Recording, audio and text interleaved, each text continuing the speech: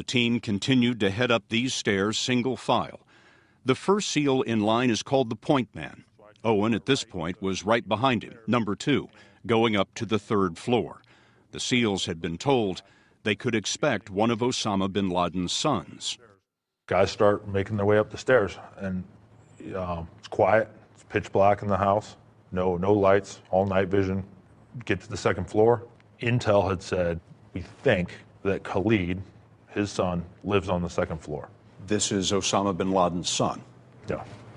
The guy in front of me, who's point man, he sees the head pop out and disappear really quick around the corner. It's like, okay, who is it? What do you think? I don't know.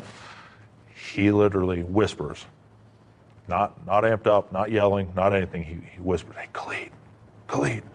Whispers Khalid's name. Doesn't know if it's Khalid or not. Khalid literally looks back around the edge of the hall, and he shoots him. What was Khalid thinking at that time? Look around the corner. Curiosity killed the cat. I guess Khalid too. It had been 15 minutes since the crash. It was now about 1:15 a.m. Give me a sense of what this scene is like in there. I mean, are these guys yelling and charging up the stairs? Is there a lot of action? How's it unfolding? It's not like the movies. Movies make it out to be, loud and crazy and everybody's yelling. This is what we do. We're really good at it, and so it's quiet, calm, like we've done it a million times before. We have a saying, don't run to your death. So nice and slow, and we head up the stairs. Khalid is dead on this landing. The point man is stepping past Khalid, and now you're number 2 in the stack. You're right behind the point man. Yep. I kind of trying to look around him, hear him take a couple shots, kind of see a head, somebody disappear back into the room. The point man had seen someone stick his head out a door and shot him just the way he'd shot Khalid. Yep. What did you do then? Inside the room, I could see a body laying on the ground. Over him was 2 females, real close to the door. They looked up and saw the point man. He steps in to the room, literally rushes the 2 women, grabs one under each arm, and pushes them back against the far wall. So if they did have a suicide vest on, and they did blow themselves up, that wouldn't affect the rest of the guys. But it would have killed him. Yeah. You stepped into the room and saw the man lying on the floor. What did you do? Myself and the next assaulter in, we both engaged him several more times and then rolled off and then continued clearing the room. When you say you engaged him, what do you mean? Fired. You shot him? Yeah. He's still moving? A little bit, but you couldn't see his arms, couldn't see his hands. So he could have had something, could have had a hand grenade or something underneath his chest. So after Osama bin Laden is wounded, he's still moving. You shot him twice? A handful of times. A handful of times, and the SEAL in the stack behind you also shot Osama bin Laden, and at that point his body was still. Yes. Did you recognize him? No. Everybody thinks it was like, it's him. No. To us at that time, it could have been anybody. Maybe this is another brother. Maybe this is a bodyguard. Maybe. It doesn't matter. The point is to just continue clearing. By now, 20 minutes had passed.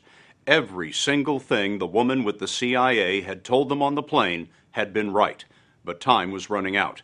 Throughout the raid, the remaining helicopter was in the air. It only had enough gas to stay for 30 minutes or so. Pakistani neighbors had discovered the SEALs posted outside the compound wall, and it couldn't be long before the Pakistani military would know they were there. One SEAL was charged with keeping an eye on his wristwatch and calling out the dwindling time on the radio. 20 minutes, 15, 10. We'll be right back.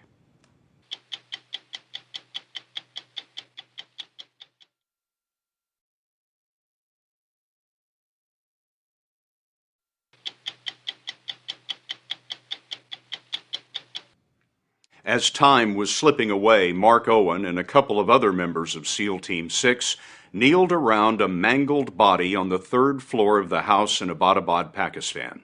Everything the CIA analyst told them about the raid on Osama bin Laden's house had checked out exactly as she said. But Was this Bin Laden? You know, in my mind, he looked way younger than I thought he was going to be. His beard wasn't gray at all. You know, I'd studied lots of photos of him, and you know, they were always gray. His beard was dark black. Identifiably, he was very tall. So, okay, you know, I can kind of chalk that up as something. Bin Laden was about 6'4". Right. His nose, to me, was something that I could kind of identify. So, you know, kind of looking at the profile shots and everything, I was like, okay, I was pretty sure that was him. But, you know, I'm not willing to make that call. Certainly not at that point. Not willing because Owen says they suspected the president was listening at the White House, and he was right. The helicopter crash had been reported up the chain of command. Owen says the SEALs wanted proof before anyone said anything on the radio about killing Osama bin Laden. They turned to one of the SEALs in the room who spoke Arabic. So he moved out to where the women and kids were, grabs one of the younger kids, says, hey, who is that inside? She says, Osama. Osama who? Osama bin Laden. The child? The child. Identified him?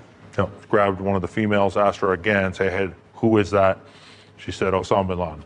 So, does a cheer go up among the SEALs? You start shaking hands, patting each other on the back? Nothing. It's all business. We're on a clock here. So we call up the commanding officer. He comes upstairs, looks at the body. We give him what we have so far. Hey, here's what he looks like. Take a look. He's tall. Women and kid confirm it. He took one look, said, okay, I think that's him. The commander used the code word for bin Laden, Geronimo, as he passed the message to Admiral McRaven.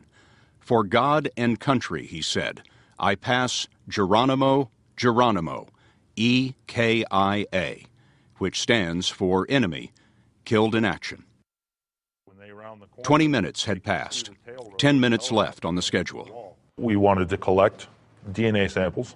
We wanted to take photographs of them, and then we wanted duplicate copies of that. So obviously we're taking the body out, but if a helicopter got shot down on the way out and it had the body, we wanted the other helicopter to have DNA and photos so they'd have some sort of evidence that said, hey, we do have them, and here it is. You wanted duplicates of everything? Yeah, just in case. You thought of everything?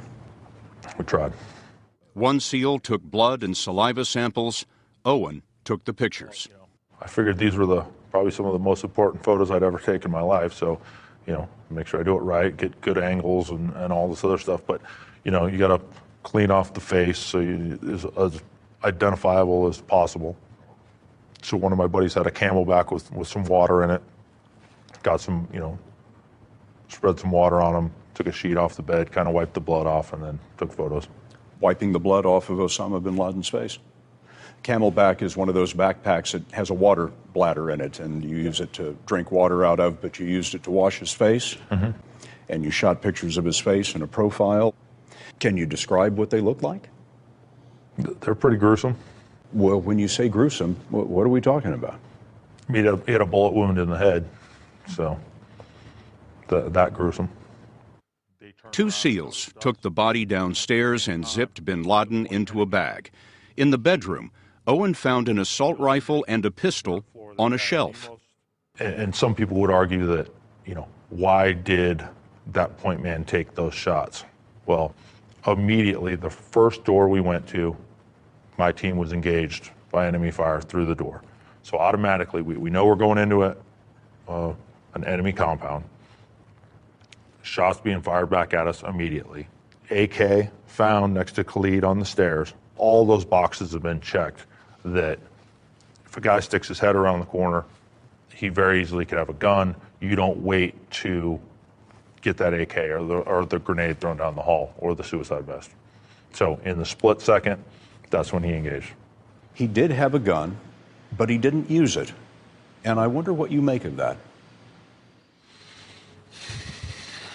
I think in the end he taught a lot of people to do, you know, martyr themselves, and he masterminded the 9/11 attacks. But in the end, he wasn't even willing to roger up himself with a gun and put up a fight. So I think that speaks for itself.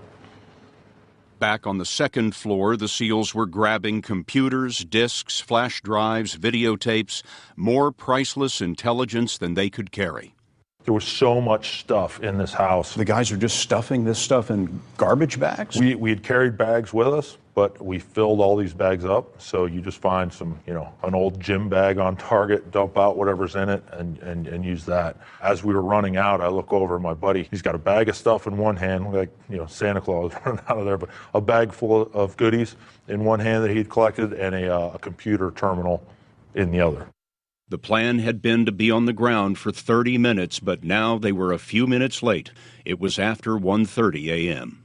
Now things are starting to pick up outside. People have obviously woken up at this point. They're coming over to investigate what's going on. They were the neighbors, and they had a lot of questions for the SEALs standing guard outside the wall. So that's where things could get real dynamic for that team outside. Everybody wants to know what was going on inside. That team had way more responsibility than just about anybody else because they were dealing with all the what ifs outside. What if the police showed up or the military? We're running out of time. We got to get going. There's neighbors approaching. The interpreter that was out here said, "Hey, there's a police operation going on here. Go back to your homes."